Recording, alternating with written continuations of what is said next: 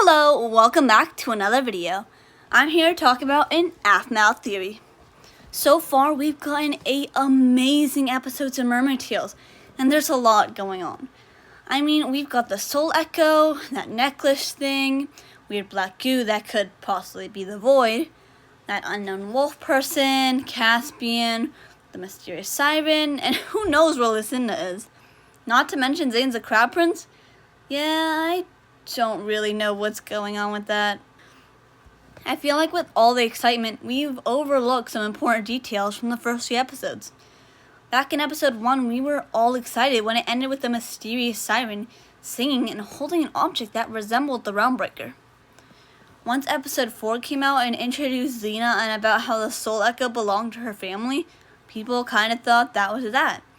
Xena was the siren we saw in episode 1, and she was holding the soul echo.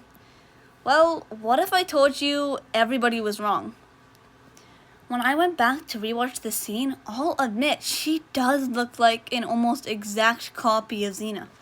But her eyes are closed. So can we really be so sure that she's Xena? And don't we also know another mysterious siren who has the power to change her appearance? Now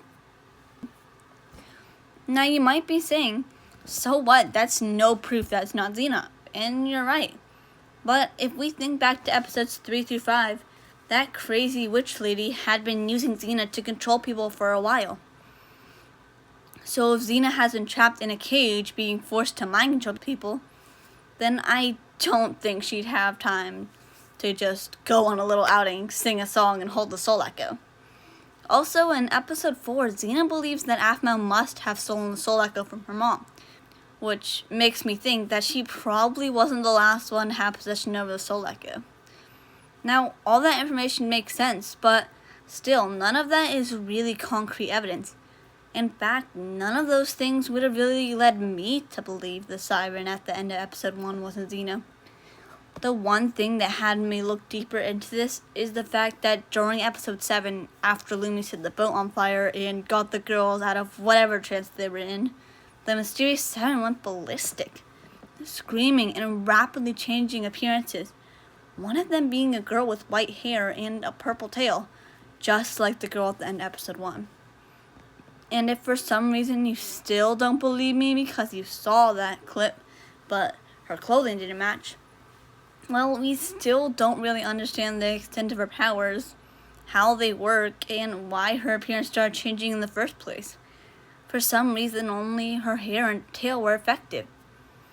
But we've seen that she does have the ability to change her clothing. With all that out of the way, we can start asking the bigger questions. Assuming my theory's right. How did she end up with the soul echo, and why did she leave it for Aphmau to find? Are the siren and Caspian working together? Why would just the siren need Aphmau? There are so many unanswered questions. So I'll try my best to at least provide some food for thought. Xena said the soul echo belonged to her mom. So maybe the siren stole the soul echo by pretending to be Xena. I mean, it kinda makes sense. Why else would she have a shape-shifting form that looks just like Xena? And since Xena was trapped for so long, that gave the siren a big period of time to plan and steal the soul echo. If the siren left the soul echo for Aphmau, then maybe she knows something. She could somehow know that Aphmau is connected to the soul echo, which could explain why she needs her. Maybe she needs her in order to do something with the soul echo. In my opinion, I think it's pretty obvious that either the siren and Caspian are working together, or Caspian's working for the siren. Neither of them were affected by the black goo void. And it would explain who Caspian was talking to at the end of episode 6. Even though after the episode ended, I was kind of hoping it would be Lucinda. Now that I think about it though, it still could be.